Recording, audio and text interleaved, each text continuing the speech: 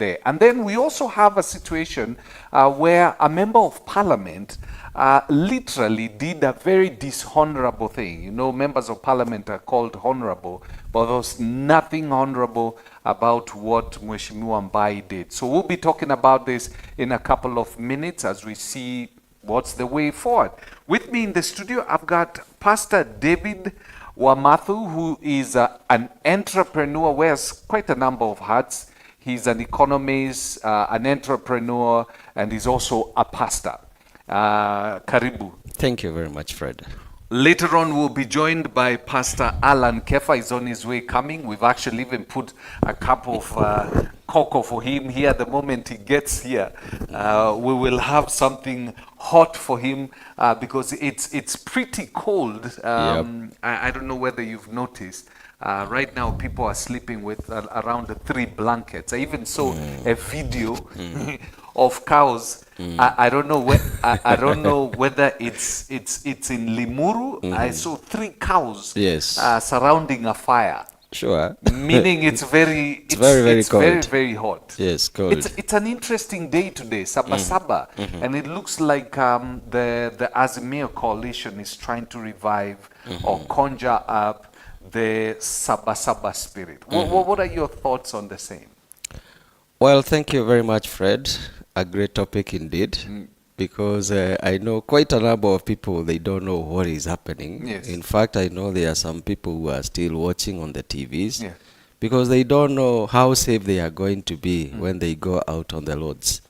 Now, I think these issues of Saba is not a good thing for this country. I know it is true that people are having a difficult life in terms of the cost of living.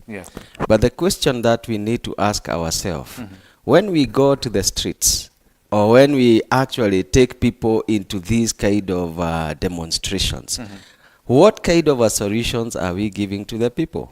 And you know, what I have realized like now, there was like the finance bill.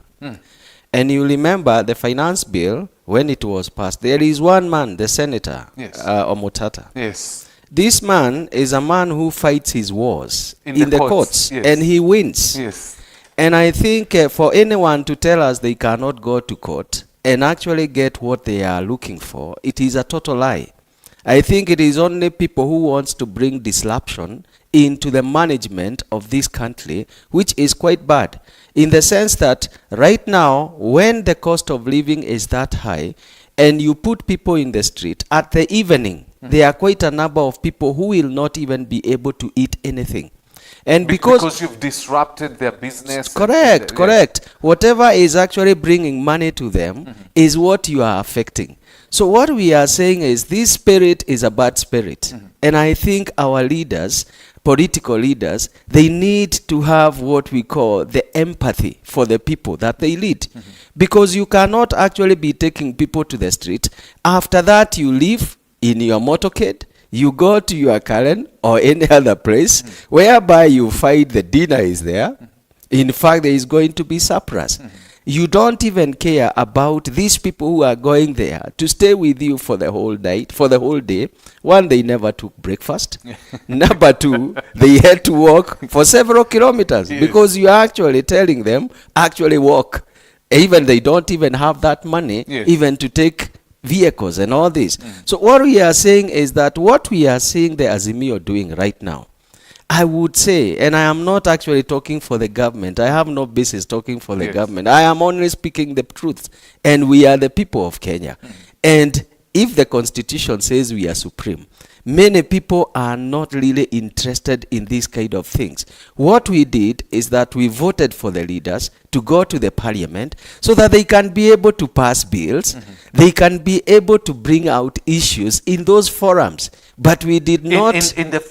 In the parliamentary setup. Yes. That's where people voted for members of parliament.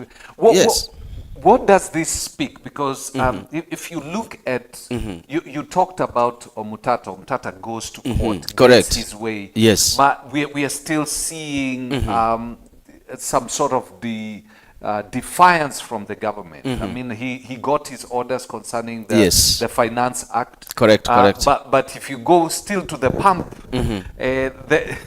the prices are still high, meaning the government on its side or EPRA is defying what the court said. And could this be the grounds upon which Azimio is saying, we are not going to go to court, because even if we go to court, you're not going to obey what is going to be said? Let me tell you, there were so many things that were to be implemented in this finance bill. Many of them, they have not been implemented, awaiting for the court decision. The only area that we are seeing people who are adamant is EPRA. And I think the court is going to take action on them. Yes. And it is going to be personal in the sense that people will actually explain. There are some people, I can tell you, the heads are going to roll. Yes. Because you cannot, that's a contempt of the court. You cannot be given a direction by the court and you fail to do what the court is doing. So the thing is, there is a bit of some issues in that area, but I know that our courts have the capacity to hit. And I can tell you, EPRA, right now, they are going to be in a very big problem. Yes. Because one of the thing is, they can actually even lose more than what they are trying to gain. Because any Kenyan can go and say, I have lost this amount of money from the time, because it is illegal what they are doing. So whatever we are paying at the pump right now It's illegal. is an illegality. Correct. Which I can go to court and say, Sure. by the way, for this period, Yes. I was subjected to Correct. an illegality. Correct. And I need to recover. That is the thing. And that is where now that this is dangerous. Yes, and that's where the EPRA is not really, maybe the people who are in that leadership, they are not seeing those kind of things. But what they are doing is actually something that can bring them into a very serious crisis. Because you cannot be doing things which are illegal, and you are actually extorting people their monies, hard-earned money, on a process that has not been allowed. So it is actually a very bad thing. And I can tell you, on Monday, there is going to be a pronouncement from the courts. Yes. And I can tell you, that might even be the issue that is going to make the finance bill to be a hard one. And that's where the government need also to be very careful, because if you are not obeying the rules, and you remember there is a culture that was there even in the previous government, Yes. where the leaders, they never used to respect the courts, which is a very bad trajectory. It is a very bad thing, whereby you are not obeying the laws. Because what are we talking about? If the government cannot obey the laws, Why should we? why should the Kenyans people obey the laws? Yes. And that is exactly the other issue that you talked about, Yes. which I know we'll be discussing Yes. about the Kitui East MP. Yes. It is whereby people have thrown the law out of the doors and they are doing whatever they want. And it is very unfortunate, and I would say for our government and our current government, it is very unfortunate when the court pronounce something and we end up doing. So this might actually be one of the frustrations that Azimio are facing right now.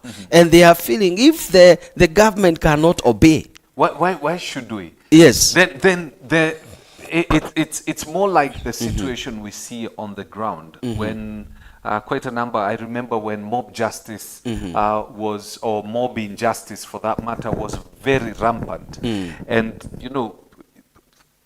suspects would be arrested. Correct. People know this person is the one who's been doing all this crazy stuff. He's taken to the police. He goes to court. The following day he's out. Correct. Does the same thing. So after a while, people lost confidence in the judicial system. Yeah, that and is so they decided, okay, if this is the way the judicial system works, we're going to set up our own system where we deal with these people once and for all. Correct. Could that be the situation that we are seeing now? It is, and it is dangerous. I think I get a bit of frustration, and I can say one of the frustration that Azimio have right now is because when you go to parliament, the numbers don't favor them. Actually, even some people are closing the floor. Whichever way. Some of them is through reasoning, other one is coerced, and other ones is inducement. So there is a lot that is happening in terms of the government. The government knows how to whip people for them to pass whatever they are passing. And you see, because of those kind of things that you are talking about, whereby you find nobody actually is following anything. People are put in, people get out, all these kind of things. So people are looking at it. Where is justice really? And this is what is making most of the people feel we don't have this confidence. Yes. And I think it needs to get to a point whereby we work it out. And it is the work of the government. Yes. Because it is the one which is at the realm right Yes. now. Yeah. It is the work of the government to restore the confidence. And this, what they are doing is not restoring the confidence, is actually even taking it away even more. And therefore they should, because let me say, we are, and people keep on talking about the dark days. Yes. And these are the days we don't want to get to. Because like now, the Saba Saba, you Yes. talked about it. Yeah. That The was- history of Saba Saba, It's not- it's not it's a not very pre- romantic. It is not. Yes. I can tell you very many people actually lost. Many people died. And many people, like Akina Kenneth Matiba, you know Yes. what happened They to them. suffered for it. They suffered. And I think he never recovered. Like Matiba, he never recovered from that particular time. Yes. And this is where he actually had issues, even with his body. We don't know what happened, but Yeah. there are many things that happened in between there. Yeah. And these are the scenarios that we are saying. Is this the Kenya that we want to be? Whereby people are actually being, because the government now has the machinery, it can actually go and say, today you just misbehave a little bit, you are put in. And the worst thing is what? The people who are put in is actually the common man. It is you and me. As in the wheels of justice, the punitive side of it only acts when the ordinary mwananchi is the one on the wrong side. Correct. But when the ordinary mwananchi wants justice, the wheels turn very slowly. Correct. Let me even add to what you have said. Yeah. There were demonstrations, I think in the month of May. Yes. Do you know there are some people still who are inside, who are caught during the front? Yeah, there are quite a number of people. and you remember the time some of so sad. Yeah, there are some people who are still inside there. You know why? Because they don't have the capacity to pay whatever the court wants them to pay. Yes. And you remember even in the bipartisan, one of the conditions that they were giving before even we talk about anything, You let have to the set people them be free. the people to be set free. But can I tell you, the leaders, the political leaders who are caught at the same day, they never even slept Yeah. in the cells.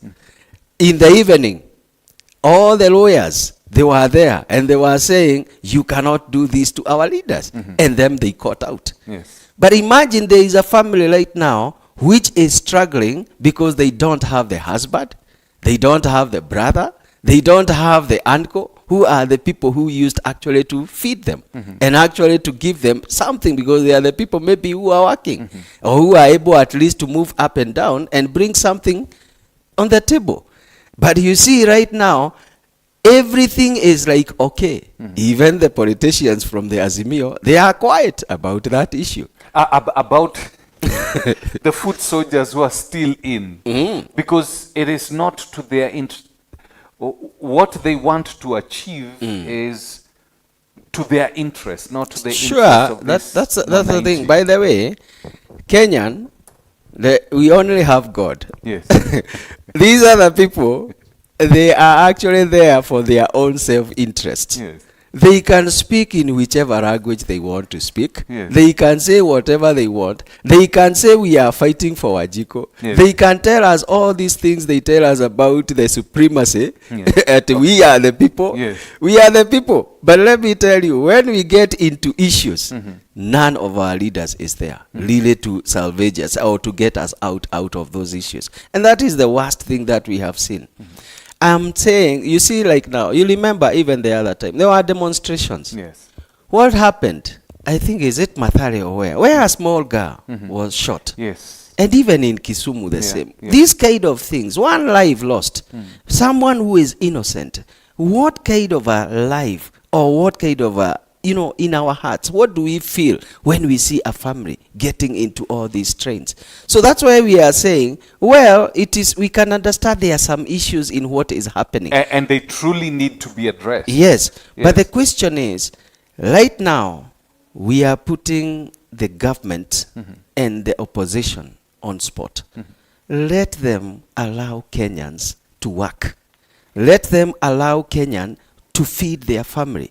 What we are interested on right now is actually for us to have a conducive environment, because Kenyans are entrepreneurs. Yes. They can actually feed them for themselves. They know how to work Yes. out things for themselves. Yeah. But let me say, the problem we have is that we are having a lot of voices, a lot of disruption, which is making the Kenyan people to suffer even more. I remember the last time we had a conversation, during this show. Yeah. You mentioned the fact that you also have interest within the transport industry. Correct, And yes. I know the transport industry is one of the industries Yes. that is going to be disrupted during this kind of... Correct, yes. Like now, since you have an interest, do you have your vehicles on the road? You see, like now, and that is a very practical thing, really hitting on us. Like today in the morning, I had to tell my people, first of all, don't wake up early. Yes. Until we assess the situations and we see how things are. That is the only time I will allow you to be on the road. Yes. Right now, I can tell you some of my workers are sleeping. Oh. But when they are sleeping like that, I have really to get back into my pocket, because that you they are can- my people. Yes. And I know it is not something that is for their own making. Yes. It is what is right now. Yes. So I have to get into my pocket in the evening Yes. and pay them something. But let me say, at the end of the day, look at the economy, Yes. the ecosystem, the economic situation, Yes. what we are not getting. Because every day, I can tell you, the vehicle, like now I'll give you one bus. Yes. The revenue that is corrected every other day is into the tune of 18 to 17,000 every other day. These are the monies that we are talking about, Yes. that we will not be able to correct when there is all these disruptions. disruption. Now, You still have... There are people who still have credit facilities they need to... correct, they will not, service. that is now, when it comes to that, yesterday I was looking at, I am in a forum. Yes. There is one company called Mogo. It gives credits. Yes. I looked at Mogo, and they actually sent a list Yes. of how many vehicles. 164 vehicles that they have repossessed from the people, and they want to dispose them or sell them. 100 Yes, 64. And they want to sell them through auction. This is actually someone's earnings. Yes. They saved, they earned, and they put their money. Why? It is because, those vehicles were taken when? When the economy is not working. When we are doing all these kind of things, the bank, because this is a financing body, Yes. they don't care. Yes. You have really to pay Yes. their money back. If you don't pay, then what they do is that they actually take your vehicle or they take your property, and it is going to be sold. And that's why we are saying these disruptions, like now today I am saying, you see, like the drivers and the conductor, I will cater for them. Yes. But do you know, in that whole cycle, there are the loaders who Yes. stay in stages. Yes. These people, they also feed their family. Those ones who will pay them. It's an entire chain of people who rely, who Correct. depend Yes. on this one vehicle that today is not on the road. Correct. There are quite a number of people, a string Very of people many. who are supposed to be earning a living Correct. out of it. Correct. That are going to They not earn. will have nothing. Actually, it is only very few who will get something in the course of the day. Yes. But I can tell you, the larger system, people now in that system, Yes. are the ones who will get nothing. So you can see the kind of a trouble and the pain that the Kenyan people are undergoing. One small thing can trigger so many things. But you see, the thing is, because we are not at the same level, there are some people who are actually, in fact, even when they are sleeping, they are still earning. Yeah.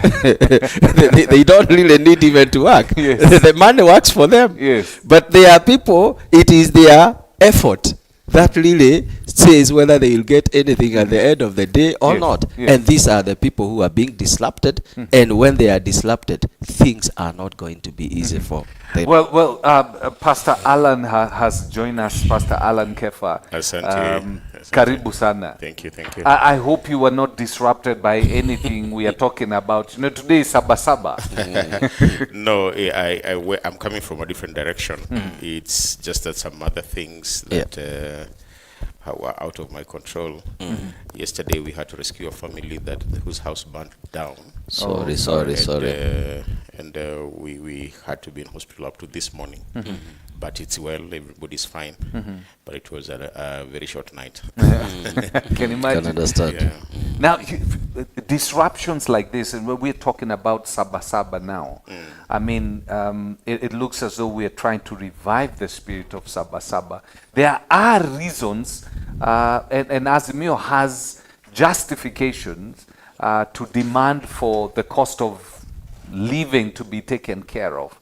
Even though it's a global thing, locally we need to see the government doing something to do that. But you think this is the right way to approach it? Yes and no. Yes, because we are able to get attention of the government that there's a pain point here. But no, because really the person who is suffering is not government. It is Mama Mboga who cannot access Marikiti because the roads are closed. Correct. So that means she will not be able to service her customers, who then the trickle effect of not having, of the economy, of the wheel not turning, is much more than the noise that we are creating. My suspicion is there are other ways, because we have been this road before, and right now we are not living in the ages where there was only one way of doing things. Right now, I mean, there are conversations that are going on by the parliamentary groups and the opposition and all that, such that for me, if we could look for a win-win situation, because the economy is affecting everyone. The voters who are on the ground, whichever side they voted, they are feeling the pain. So for me, if we could find a way of saying we have a common problem, let us have a common solution to this problem. Because the more we pull on different sides, the more we create a crisis. The more there's a crisis, the more the common mwananchi on the ground suffers, because the guys who are actually demonstrating, I can tell you without a shadow of doubt, they have police escort. They have police escort. If anything goes wrong, they will be whisked out and be put in a Oh, you're vehicle. talking about the people who are leading The and people who calling are this coordinating. demonstration. So at the end of the day, the focus goes upon them, and I am not sure we solve the problem, because I mean, which button will we press? Will we press this evening after a few people have died, few businesses have been destroyed? Which button will we press to adjust the economy? There has to be a thinking that ushers us into a process that then says we are here, but our destination is somewhere else. Then we have our milestones. We have the things that we can celebrate as we move along. And we will be able to have, the peace is so important for us, and peace is, of course, not the absence of war. There's violence in every dimension. Right now, we are just going to the physical violence where we'll throw stones and fight. But there's structural violence, there's cultural violence, and what we are suffering is a combination of both. A structural and structural violence, where the systems, the power that be, are not listening to the people on the ground. But when you come now to the cultural violence, it's how we do our things. Culture is how you do all your things. So waking up in the morning without caring about your neighbor, and breaking his car window, breaking down their shop, you have actually dug a hole when you are inside a hole, because that's what we are doing. Because when an economy stops for a whole day, the wheel of the economy is it's an ecosystem. So where there's a clog, it affects everybody else. Such that for me, Like I said, yes and no, because yes, the government is paying attention, Yes. but who feels the pain? I am not sure it's the government, because the government is not a structure up there, it's people. Democracy says it's the government of the people, by the people. So when we go that direction, we are shooting ourselves in the foot. Yeah. So now because we have issues. On one side, the government says we need to raise funds so that we can run this economy. On the other side, the opposition says, no, you cannot raise these funds because you're oppressing the people. Now, the government needs funds. The funds have to come from the people because they say we cannot go out for loans. So if you are the president now, if you are President William Ruto, how would you balance this? Because it's a very tricky situation. Wow, a very technical and a good question. Let me say one thing. Kenya, and I was listening to something yesterday. Do you know tea alone? How much money it brings every year to this country? Tea. Tea alone. Yes. It is 164 billion. Every year. Tea alone. Yes. Tea alone. So one of the things that we are saying is Kenya is endowed. It has what it takes for us to revive ourselves. So one of the things that I like what Pastor Alan has said is actually to bring cohesiveness such that people are talking the same language. You know, like the Tower of Babel. Yeah. It was a difficult task. Yes. But as long as people were speaking the same language, Yes. things were moving on. By the time they stopped now talking the same language, Yeah. they were actually now not able to continue. So what we are saying is Kenya has the resources. Yes. It has the capacity. Yes. The only thing that needs to happen, number one, because you asked if I were. Yes, if and you were the I'm president. happy to be put in that position.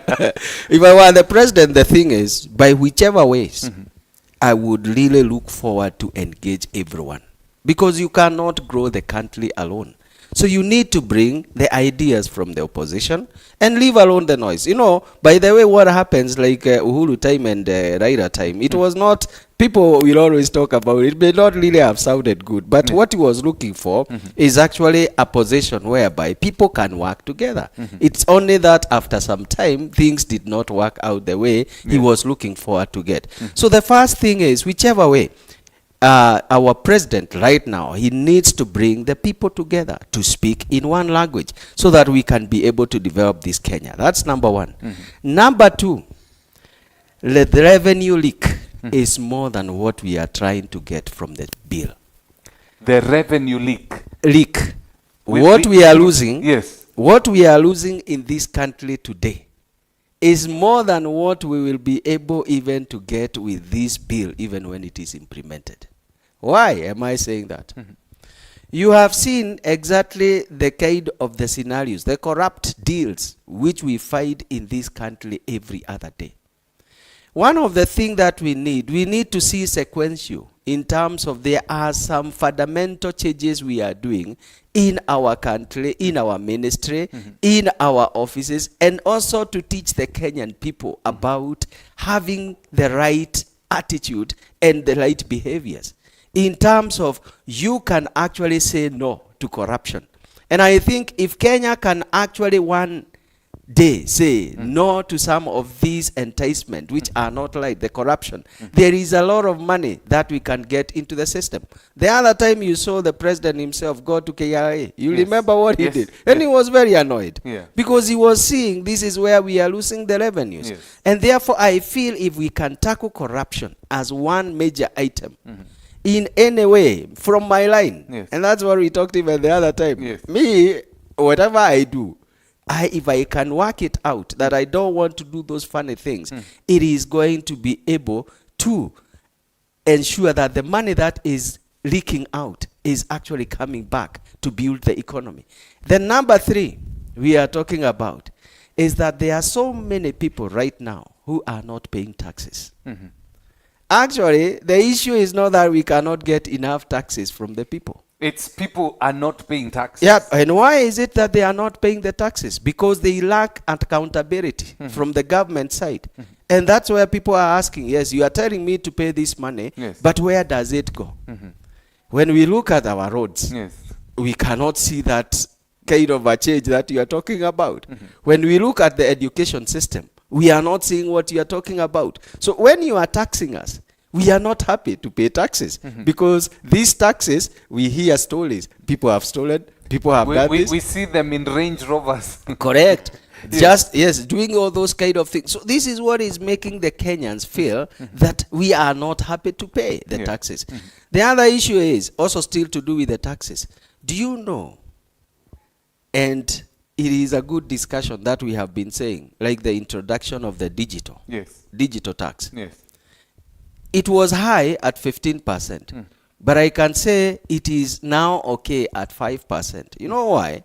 All the professionals, they pay taxes. Yes. And you don't want to say that you want to build your country, but you are not also participating. Yes. So I would really say, if we can talk as a government, and the government talks to the people, in a way that everybody is feeling, I am playing my role in building the country in a small way, the way I want, the way I can be able to manage, just in a small way. And it is the same way that you remember Wangari Maathai. Yes. Wangari Maathai, she did her own small things. And there is one day she gave a very good analogy of a hummingbird. Yes. And she talked it passionately. And from that time, I started looking at things differently. And she said, the hummingbird is a very small bird.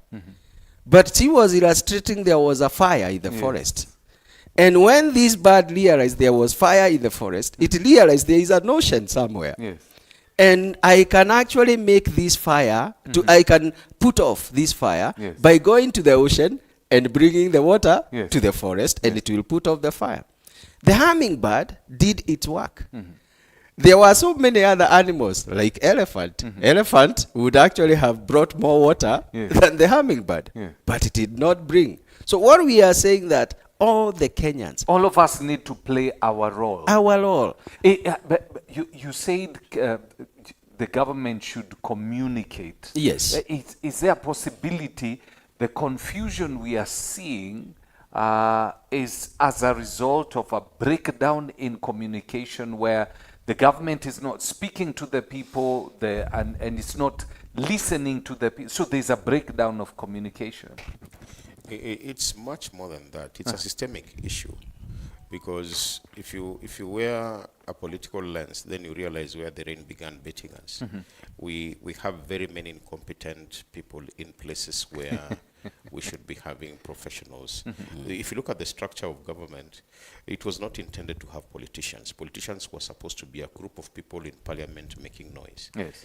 All these other structures, the framework was such that we create a space for politicians to create policy, and then we have people who can actually run Implement, government. yes. Unfortunately, we began getting politicians into spaces where they know nothing about what they are running. And again, if I'm there not by merit, but because of a relationship, we end up with people who are saying, I was rewarded, I gave my money, I gave my loyalty, I brought my people and all that. So they want to grab back what they had used. And that's one of the leakages that needs to be looked at. However, for me, I feel our focus is wrong. As a country. As a country, Yes. because we are spending too much time and energy on what divides us. We're spending too much time and energy on us against them. This situation is very simple. If we, for one day, we stopped and looked at what unifies us, we will move forward. Look at when there is a sports event, when Faith is winning a marathon, the whole nation is normally unified, and nobody talks about, because you see, when it's raining orange and blue. You know, when it's raining for DM and P and what is the other Kenya thing? Kwanza. Kenya Kwanza and everyone. Yes. So it's not that we don't have common problems. The problem is we are now focusing on that person as opposed to, because if we were to send home everybody who is in public office, they're not more than 10,000. I think they are about, something less than that, such that the other millions of us we are being crazy because we are following people who are leading us into a ditch. If we could only change the balance so that it is clear that these people are serving us and not us serving them, then we can call them out. But how do we call them out? Where did that change? Because that probably explains one of the biggest problem we have, not just as Kenya, but as Africa, whereby the servants became the bosses. It's my goodness, let's even go to the church, because that's the lenses we are wearing this morning. The word layman is a very interesting Greek word that means man of God. Oh, really? Yes. The word, layman means man of God. Yes, the word clergy is a word that means clerk. Oh my goodness. So this wait a minute. Say that again. The word clergy comes from the word clerk. Laios means man of God. That's why Paul calls them so that the man of God may be thoroughly furnished for the good work. Which means then these people of God came together, and they got a clerk to write their minutes and all that, and that's where the madness began. Because now the clerk had to be somebody who had been to some school, or somebody who had been formed in a certain way. And what they did is that they usurped power. The clerk usurped the power of the man of God. Or the man of God. And they began telling them, you can't read this, it will mess your head. You can't do this, I will read for you. And for many years, people were not even allowed to read the Bible. It was the clerks who would read for them, and they would interpret for them. So that switch actually filtered into the communities, because believe you me, if I take this argument further, you will realize even the first centers of instruction, which we turned into universities, were religious centers. Yes, they were. The first learned friend was actually a minister. Actually, the learned friend was only a minister and a doctor. Everybody else was not called a learned friend. And most professions actually were being studied in religious institutions. So you see, that's where that gradual and switch that came under the surface is what now became the structure. The structure of government that you see right now is a structure that Moses' father-in-law Jethro gave to Moses and told him, get 50s and leaders of 50s of 50s. And that's what was picked by the Catholic Church. It became a pyramid of leadership. And that is how the military is run, and that is how most governments are run. So it is structures that are there that were well-meaning, but then the structures are as good as the people who run those structures. True. If we get the wrong people in offices, we will have wrong results. So we don't know the power of our vote. We have never known. So now the servant has become the leader. Ecclesiastes chapter 10, I think it's verse 5. It says there is an error which I have seen from An leadership. anomaly. Yes. Verse 6 says, kings walking on foot and servants riding on horses. Yes. It's in the Bible. That is, and it calls it an error. It is an error. It's actually, verse 5 says, it's an error of leadership. Yes. Yes. And that's what we have right now. Let me say, you see, and I love this discussion. Yes. You see, before even we voted in this government, you remember they used to say that there are people who manage or who lead the government. It is not the people who are at the top. And one of the things that you realize right now, the president is there as a symbol of unity. Yes. But the decisions that he makes are way influenced by some few cartels. And these are something that came out even long time ago. And you know why it happens like that? When we go for the rallies and we want some monies, we go and look for some few people who have some few billions. Yes. And we tell them, fund my campaign. Yes. And they will actually generously come and fund your campaign. Do you know your authority over these people is very little. Yes. Because they are the people who put you where you Yes. are. So you have to listen to their voices. Some of them, they don't have the good of this country.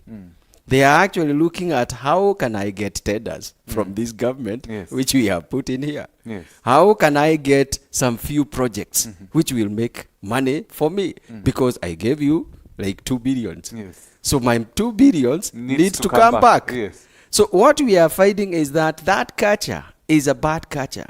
And you remember there is a time in Parliament, there was a suggestion that we are going to cap Yes. how much money should an MP spend Yes. for their campaign. Yes. But you see, the Parliament, rejected. they rejected the They whole thing. completely rejected. Because the culture is not good. People, as he said there before, if for example, you spend like around 10 million, when you get into that position, you know what they will be looking for? Not for Ajiko. Yes. They will be looking for, how do I get this money back? So that culture is already off. And these are the things that we need to break. Because if we continue doing the same thing, then you'll be actually asking, why is that the president cannot crack a whip here? Yes. He cannot crack. Because this is a person who gave him money. Yes, and it is a cartel. It is a strong man. Yes. You remember like now the Mount Kenya when they were talking Yes. about, there were some billionaires in the Mount Kenya. Yes. And they were controlling whatever was happening. Yes. So if you are funded by the wrong people, Yes. it is unlikely you are going to be able to do the right things. It is said he who puts the coin in the jukebox chooses the music that will come from Correct. that jukebox. Yes. So it comes from a proverb that says, "He who pays the piper chooses the song." Correct. Such that if I put you there, then you owe me, and it's a very old way of doing things. Because But it's a culture that, if you look also in the States, there are people who fund the campaigns. I think it's a culture that has been adopted by all systems of politics, but we don't see it corrode the way of leadership as we are seeing it corroded here. Because just the other day, there is one of those billionaires who had been given 2 tenders. And you can clearly tell that this one is a way of paying for a favor. I want to jump in. You remember when I talked about the clergy Yes. taking over from the men of God? It is called the sin of inception. The sin of what? The sin of inception, where if you want to fly to Mombasa and you get the coordinates wrong from Wilson Airport, Yes. it doesn't matter if you're moving in the general direction of Mombasa. It doesn't matter how fast you fly. It doesn't matter, bottom line is you will not arrive at Mombasa. Yes. So we go back at the formation of the nation, and you realize the first people who got into government when the colonialists left were people who were being rewarded because they are Rewarded by the colonialists. yes, the families of the chiefs, the people who were loyal, who had access, were suddenly left with structures that they could control, and those structures were what were used to control the rest of the citizens. That's why our police force became worse than the colonial police force. That's why cronyism, nepotism, and all those things, they found their way in, because I suddenly can employ 5 people. I suddenly can access this amount of money. I suddenly can access that tender. So as a small group of people, because of that model of formation, they enriched themselves. Everybody else got angry, and everybody said, I'm looking for my turn. So everybody who comes after this, they are looking for doing exactly what the original people did. They are building on that. They are coming in and saying, hey, these guys have eaten so much, let's eat a bit for ourselves. And you'll notice that even during the campaigns, that's the language. People are saying, we will come in, and the other day we were told that politics is an investment. That if you didn't put in anything in this, Don't expect returns. Returns, yes. So and that's how this nation was birthed. You know, that's how this nation was birthed. So we are not doing anything different.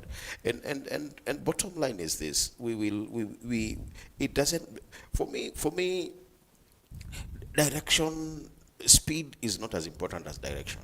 If you have the right direction, it doesn't matter how slow or how fast you're moving. You'll finally get there. You will finally get there. But if you're on the wrong road, it doesn't matter how much you're praying, it doesn't matter how much you're fasting, it doesn't matter who is driving. If you are on the wrong road, you will arrive at the wrong place. There is no way a wrong road leads to a right place.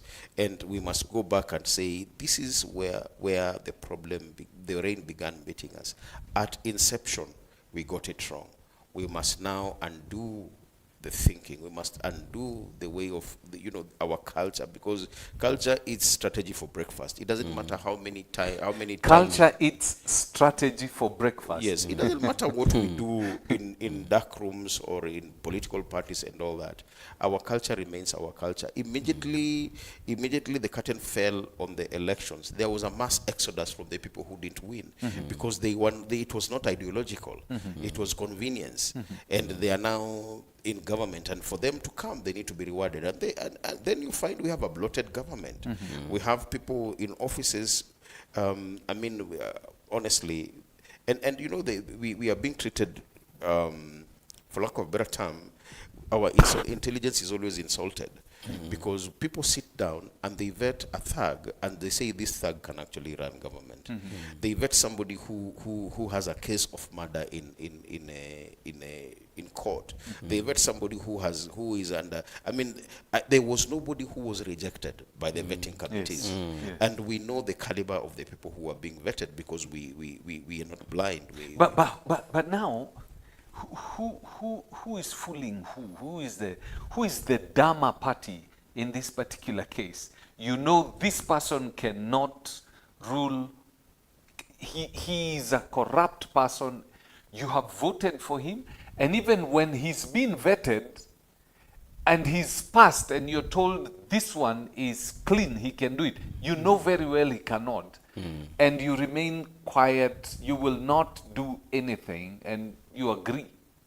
But Fred, let me tell you, you know what is happening? Those people that you are fighting being fettered, and they had issues, and they pass. Yes. Look at their pockets. Some of them, they are the deep pockets. And that's where we are saying the inception, as he is saying, it is actually long in terms of you are choosing leaders because of what they are able to do for you. And I think also the other challenge that we have. So the leaders we have are simply a reflection. We are also the same way if we are given a chance. Correct, that is the thing. And the other thing that is a very big problem, and I think that's where also we make a very big problem in this country, is now in one word. How do you define success? Oh, okay. All right. Because that is where you find all these issues are happening. Because some people define success by how many cars I can drive on the roads. Others define the success by how much money I can just go, throwing to people. That is now, and people, you'll hear Kenyans say, hey, that guy is loaded, is successful. They don't look at the culture. They don't look at the behavior. They don't look at anything else. All what they are saying, hey, that guy drives a good car. And these are the things in terms of divining. And that's why you're saying there are some things if you do them wrong, whether you are going to wait for years, you will never get there. Let me bring in the church in this case. We keep on bragging that Kenya is ideally a country that is governed on Christian principles. I look at Jesus Christ, had 12 disciples. After he leaves, the 12 disciples literally transformed the entire world up to today. Yes. In Kenya, we are probably, according to statistics, if we are the higher, maybe over 20, over 30 million Christians. 12 disciples transformed the entire known world then.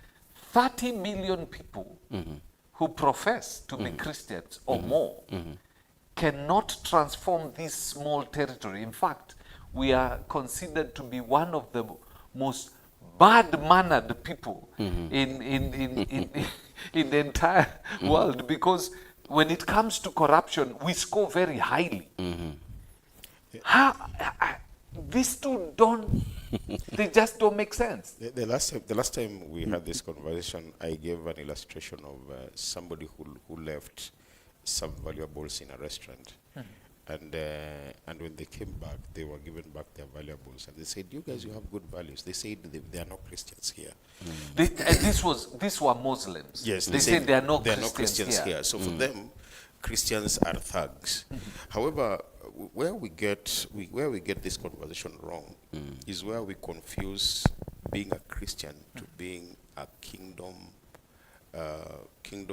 valued person. I'm really just throwing the words out there, because you see, God was there before the Christians. The Bible says the Christians. God was there before the Christians. Yes, and God has a value system that was in place even before the Christians. The Bible says they were first called Christians at Antioch. And if you look at history, the way we received Christianity. Yes. We have to put filters because the Greek philosophers and you know, a lot of you know, a mix of many things. The Romans. Then when it got to the Europeans, they also integrated their culture and brought it such that things that are cultural. For example, a very basic example: why do we do weddings? The white. Is it, what are they called? The white gown. The white wedding. It's a British culture. It's not a Bible thing. In the Bible, every wedding was actually between families. It was what is called in law traditional weddings.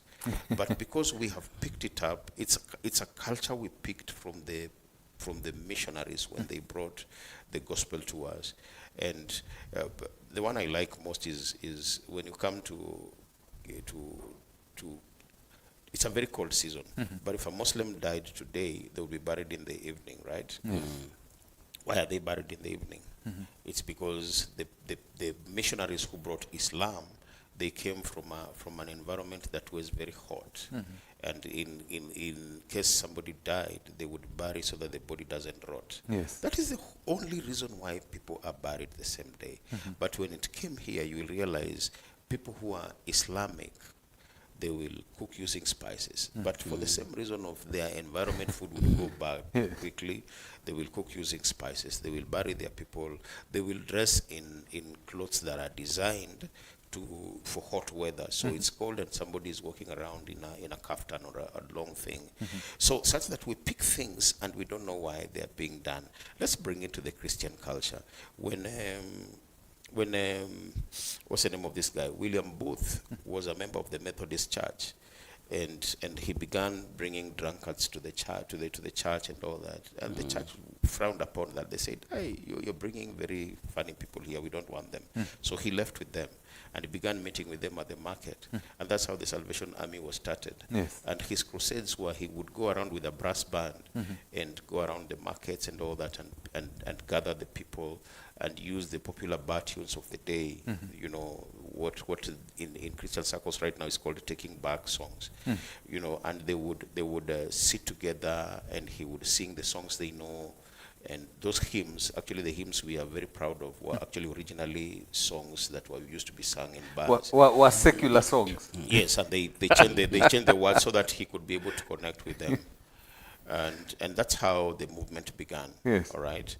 But even last Sunday, there was some people walking around with a band on the streets. They do not even know why that was happening. Yes. That was the model then, the vehicle then of getting people together. But right now, you don't need to do that. Because when you do that, it is only people who look like you, sound like you, talk like you that will gather around you. So it has been defeated. I like how Dr. Miles Monroe would put it. He said, he gives the illustration of Gideon when he fought with he killed 1,000 people with a jawbone.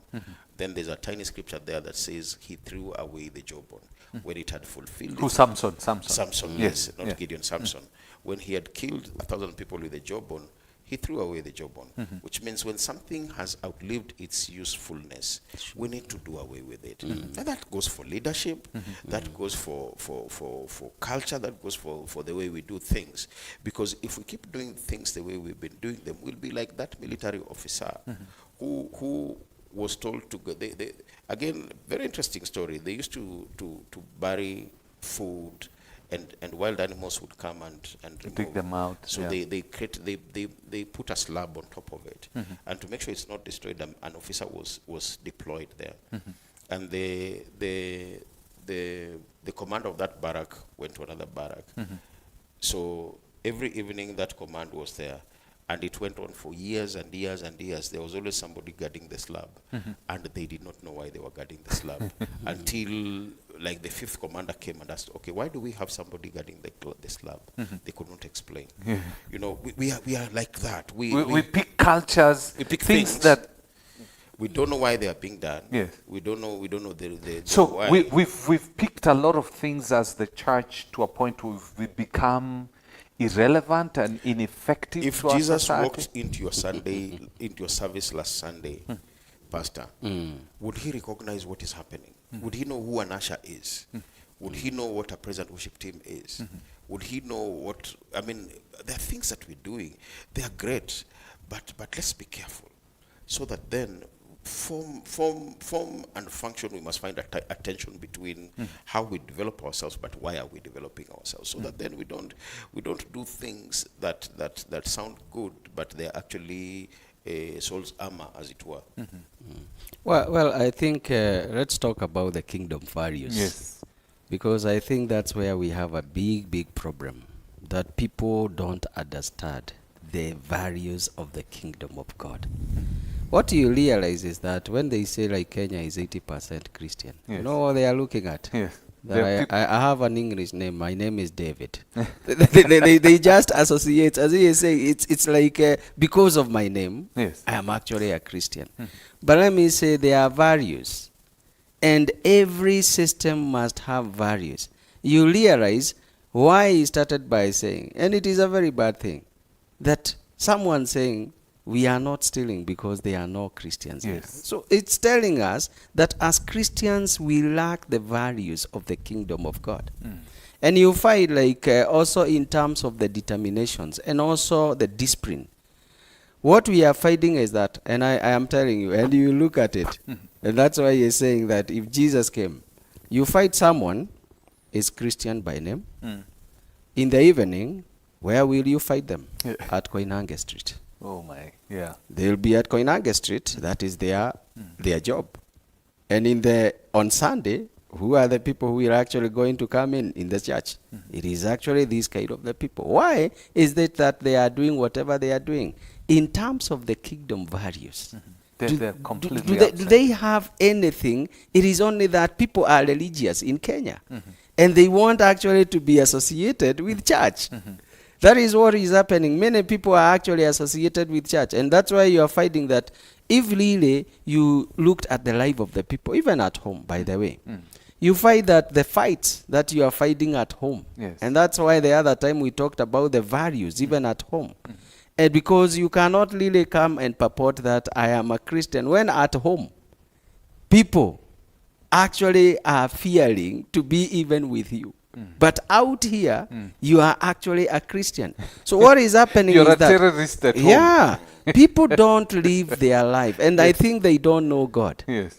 Actually, what is happening is that people want to be associated with something. And that's why you are finding the cultures. And that's why you asked a very good question. If Jesus came today... Would he recognize the church? Even the faith. Will he find the faith in the body of Christ? I had a conversation the other day with a lady whose friend had a conversation with I think she's around 18 years old, a girl from one of the Pentecostal churches. This girl had come out, like they're saying, come out to say that she's a lesbian, she's LGBTQ.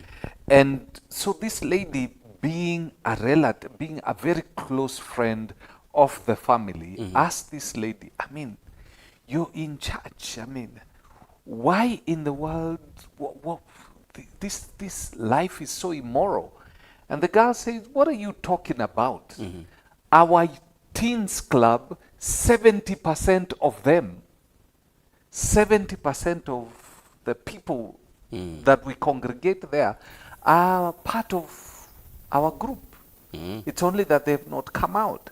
As in, we are having people in the church who are not being affected, changed at all by what we are preaching. That is the challenge that we have, because you see, like now there is a lot of gospel which are being preached. Yes. Why did you find people actually go and die at Shakahola? Yeah. It is actually because there is something that people are not looking for Jesus really in that way. Yeah. They are actually looking, anything that is thrown to them. And that's why we are saying people are lacking in terms of the knowledge of God and in terms of the Christian values. Anything that is put to them, you find them following blindly, because there is a bit of a challenge in terms how is the preaching that is also being done. Another time I saw in the TV, and it was actually a very bad thing. Do you know there is one church, I think it is just here at Wagige, those sides, whereby they are saying about the Garden of Eden. They're calling it the Garden of Eden. The Garden of Eden. And they are telling you, and they are telling you that even the preacher, when he preaches, after he has preached, he says that you can eat any fruit. You see the things that people are bringing in, even into the body of Christ, that you can eat any fruit in this garden.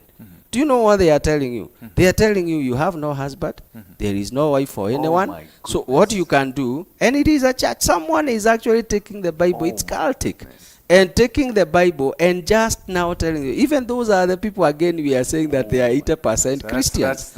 And do you know what they are doing? And they are starting now to spread from Wagige. Now they have 3 other places that they are going.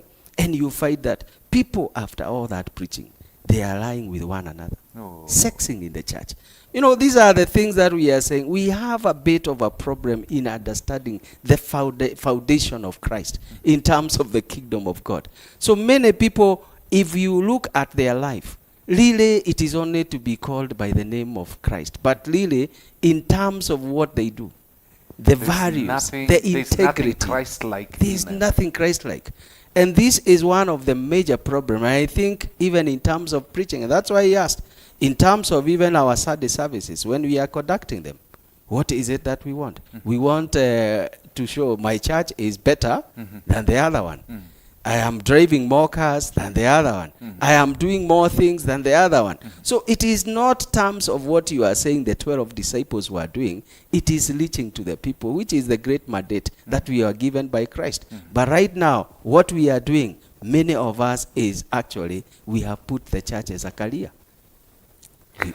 The prophet Isaiah, in Isaiah chapter 4, he says, in the last days, 7 women shall come to one man and tell them, don't give us your food, we'll wear our own clothes, we'll do everything. The only thing we want is your name.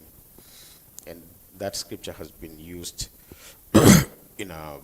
misinterpreted in many ways, because we don't look at context, we don't look at what is being said. Because it's a prophetic book. And in terms of the prophetic, where more often than not, when the Bible is making reference to women, it is mostly a picture of the church. So, and of course we know the man is Christ. So what the scripture is saying, we shall have all sorts of people. They will come to Christ and they will say, don't give us your food. Food is doctrine. Don't give us your clothes. Clothes is character. It is who we are. The only thing we want is your name. So we will come here, we will call ourselves Christians, but don't worry about what we teach. Don't worry about what we say. Don't worry about what we do, as long as we have that name. And for me, the mistake that we keep making, and I feel also even as ministers we fall into that trap, is that we assume that wherever people are gathered in a building, they are Christians or they are believers. I'm even now, I don't even know if that term Christian is applicable accurately in the way things look right now. We to be a Christian, there are certain things, there are certain fundamental things. They are called irreducible minimums. If you don't meet that threshold, you cannot be a Christian. Because, like I said, when the Christians began in Antioch, Jesus said very clearly, he did not come to abolish the law. He did not come to bring in anything new. He just came to apply what the law requires. And I've listened to some conversations, and even in big ministries, they normally push aside. They say, you know, we have a new covenant. Let's forget the old.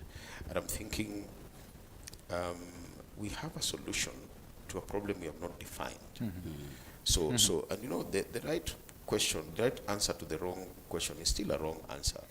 We tell people they are sinful, but how do you define sin without the origin of sin in Genesis? How do you define the fallen nature of man without the conversations with the prophets? And so that then when we come to the new covenant, we're actually saying this is where the remedy is. But if you walked into the hospital and a doctor walked in with medication and began giving you the medication and they have not diagnosed, you have a big problem. You are in trouble. It's a disaster. We normally say Christ is the answer, which is an amazing statement. But for me, the problem I have with that statement is, what is the question? What answer? What is he the answer to? So we must find the questions. And then what apply questions the answer. are our, like the girl you're talking to? There's a question, there's a cry in her heart. She's asking questions that probably where she goes to church, those questions have not been answered, and she's finding a solution in something else. The questions that the young people are asking right now, we're in a global village. In fact, you are talking about homosexuality. People in Europe are now not even dealing with homosexuality. They have accepted it. They are now dealing with the transgender, where men wake up and they say they are women. Children are not given identity until they tell themselves who they are. People identify even as with animals. So they are graduating from one level of sin to the other.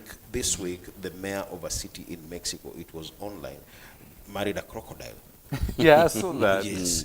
I mean, that's where the world is. That's where the world is. So we can't sit. I'm doing a sermon series on the prophetic. That's why I'm saying a few things. Jonah chapter 4 verse 5. It says, Jonah created a booth for himself across the city and sat under that booth to see what would happen to the city. That's what that verse says. That. Yes. And we have become Jonah. We are sitting comfortably in our well ventilated booths, and we are looking at what is happening to the city. We are gathering amongst ourselves, preaching to ourselves, talking to ourselves, talking amongst ourselves, and I don't even want to talk to somebody who is come from the other church. We are all in our comfortable place, and we have one thing in common. We are pointing fingers at the city and saying this city is going to be destroyed. These people are going to be destroyed. But if you look at how God responds to that case, he says, guys, don't you care about these people that I care for? You know, and our biggest undoing is even a minister standing in front of a congregation, not knowing the condition of the congregation. He begins to talk about his big car, his nice shoes, his well-dressed wife, the countries he's been to. And then when the worship leader comes, she begins saying, raise hands. Don't raise hands as if you're hungry, as if you quarreled in the morning. Those are the realities people live with. That person who is dull in the church actually quarreled in the morning. The other one actually did not have breakfast. So we are very insensitive. We are so full of ourselves, and we go for trends, things that people celebrate, to a point where we miss out on the whole purpose of the preaching of the gospel, which is the hope that is in Christ. Paul says, I would that you know nothing except Christ and him crucified. Sure. When was the last time you listened to somebody give a preaching on even the crucifixion, unless it's Easter? Yet Easter is just, it's just something that is in the calendar. But the reality of Christ and Him crucified is a day-to-day thing. Sure. When did we talk about even the requirements for approaching God? Because I'll give an example of the tent of the meeting. There was the outer courts, the holy place, and the Holy of Holies.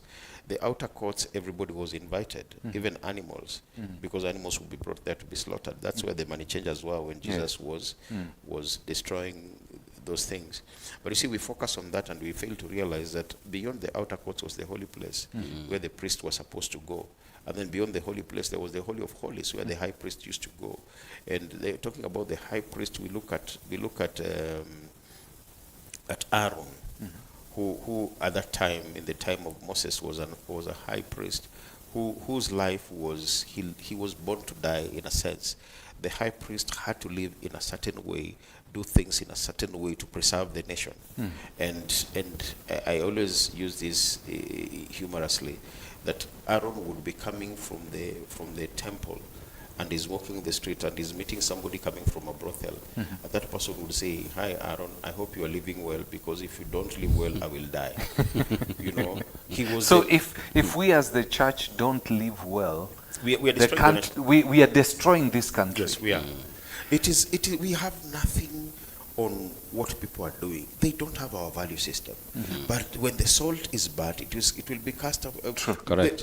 Whatever you put salt in, it becomes, even if you put salt in sugar, the sugar will become salt. Correct. So it is us who are not taking our place. It is us. The problem is not the world. The world is just doing the world. The world is being the world. Yes. The world is being the world. So we can't sit here and condemn the world. We need to look at ourselves and say, are we being the light of the world? Okay. Are we the salt of the world? That's where the conversation should start. Well, I can see time is up. Maybe in a brief, we had introduced that we were going to talk about the behavior, because we've been talking about this bad behavior. There's a member of parliament who behaved dishonorably. And I think this week that was the lowest this country has gotten. Yeah, that is true. Your thoughts? Well, I know you are talking about the the member of parliament Kitui East, Yes. that is Nimrod Bai. Yes. One of the things that I would say, what we are finding in him, there is actually something we call the low emotional intelligence. Why is it that I am talking about that? I interrogated his CV a bit to understand what kind of this man, because I had really to understand, so that I see, is it that... You actually got his CV? Yes. I was wondering, is it that he lacked education? Yes. I looked at also his career, in terms of his career life. Yes. And I realized this man has what it takes actually to be a leader. In terms of, he has actually even done a degree in political science. Yes. And many other diplomas. He was actually in administrative police, the police for some years, where we feel that there should be quite a lot of discipline in terms of how you handle issues. He was a county officer in the same place, and now he is a member of parliament. What I looked at it and I concluded, this man has what we call the low emotional intelligence. And this has three things. Number one, in the emotional intelligence, you must be able to have the self-awareness. You get to know, who am I? And whatever I do, what kind of impact does it have on my people? So he has not actually analyzed himself to assess what kind of a man he is in terms of his tempers, in terms of what he does. So he is actually a man who is moving up and down. He got into position, but he need first of all to assess himself and get to know what he is. And that's why I'm saying he has a low emotional intelligence. So he needs to assess himself because he has a problem. Yes, know who he is. And therefore that one will help him to know, what do I do in every situation? Number two, when he has assessed himself, he needs to have what we call self-regulation. That you can regulate your behavior, even in the midst of the people. Because this man actually did a very bad thing. Slapping That guy, and it was actually a heavy slap. Yeah, it was. Very bad. Yeah, and you know he's not as a slender guy like I No. am. He's a heavy man. He's actually a heavy man. Yes. Slapping him and actually catching his neck like this. And you know, God is even good. This man, that's why I'm saying he has that emotions. His emotions need to be controlled.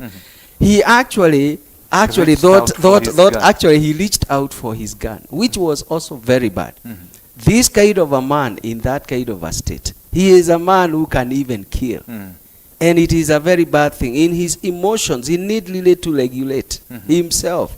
And these are leadership skills, which actually he is lacking. I looked at 3 and I found he is off in all of them. Yes. In awareness, in terms of regulation, and there is the social skills.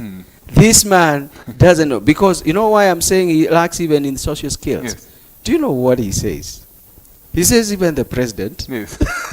even the president said, if you fight someone connecting Yes. to the power grid, Just put a meter. put a meter there. And he told the people, in fact, I will make sure even my people who are here, Yes. who are not connected, they will go and connect themselves like that. You know, it is actually a very bad Impunity. thing. It is impunity. Yes. And I think the government, because he is actually in UDA, Yes. we want to see an action from the party itself. You remember the time that the former CJ, Deputy CJ, Yeah. Baraza, Pinched somebody. even Baraza. Yes. You She remember? lost her job. Yes, it was like a joke. Just removing a gun. Kerubo. She Yes, was, the lady yes. used to be called as your Kerubo, security. yes, it was Kerubo. Kerubo. And do you know what happened? Yeah. It costed her job. Yes. I think this kind of behavior are behavior which are making Kenya to look bad. We need to punish those. And we need to take action. Your on closing those. comment, very short on that. I would say shame on him. Yeah. That was very dishonorable for an honorable member of parliament. When God created man, the only thing that distinguishes human beings from animals is actually emotions. Men have, animals do things instinctively. We have given it a nice name and called it emotions, but it's actually instinct. The only thing that guards emotion is to be able to make good choices. That's the only thing that animals don't have. Because an animal, when it's hungry, I saw a very crazy clip. I don't even know I should describe it here. For some reason, people were in a what looked like a church service, and there were dogs running around, and somebody was recording it. And when the dog decided to go on top of the other one in that service, it just went, and I mean that was crazy. It has no sense of No morals. sense or- of- it's just It is instinct. an issue of choice. So the minute, I mean, we all credit, he may have been violated. I don't know, because I mean there's only one side that we know. But the true bottom line is, what choice did he make within that situation? One, he's a national leader, and the minute he behaves in a manner like that, he's saying that this is who he is. And there's a question you asked. I will tie to it because this will be my closing remark. Our leaders are a representation of who we are. Look at how we drive. Look at how we jump queues in banks. Look at how we bribe the guy who comes to disconnect your water. You give him some money so that he doesn't disconnect, or the person who comes to disconnect your power. And it's a very normal thing in our Yes, culture. yes. Now pick that person just as they are and put them in parliament. What will they do? The same thing. It is the same. Just The amplified. difference between that member of parliament and that person at Gill House who will beat up somebody for not entering their vehicle, it's just that this one has a bigger platform, but it is the same thinking. It is the same thing. Wow. Maybe the pastor to the member of parliament need to have a conversation with his congregant and see whether something can happen. But it's a very shameful thing. But as Pastor Alan says, it was just amplified because of his position. Maybe we are doing the same thing down here. We really need to get to a point whereby we look at leadership from the best leader, and that is Jesus Christ. He demonstrated the best aspects of leadership, and he showed us how we need to influence the world. He influenced the 12, and the 12 who learned from him influenced the entire world. So that's where we are supposed to do. That's what we are supposed to do in this country. Let's not have people saying there's no thieves here because the Christians are not here. Thank you very much, gentlemen. Thank you Let's very much. do this all over again next week. Okay, thank God you. bless you. God bless you You too. have yourself a lovely evening, a lovely morning. We got some interesting programs coming up, and please take care. If you see people demonstrating, keep some space so that you can protect yourself.